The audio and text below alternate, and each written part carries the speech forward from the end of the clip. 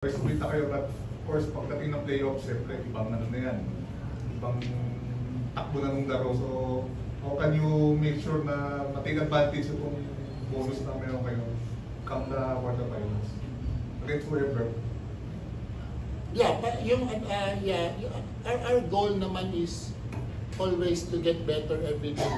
Yung goal natin tuwing practice, tuwing laro is to get better every day.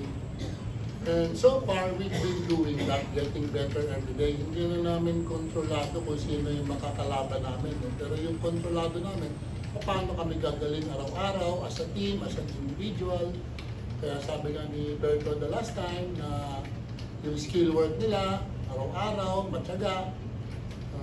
Isang oras yun, every time, sa mga assistant coaches na nagtsatsaga sa kanila. Yun, and it's, you know, it's paying off naman. Pero siyempre, sabi mo nga, iba talaga yung semifinals, iba ng atmosphere yun. Kasi, ano na yun eh, dikdik ka na yung ganun klaseng laro eh. So, we will see what, you know, if we are ready for a semifinals, kung handa kami sa ganung klaseng sitwasyon.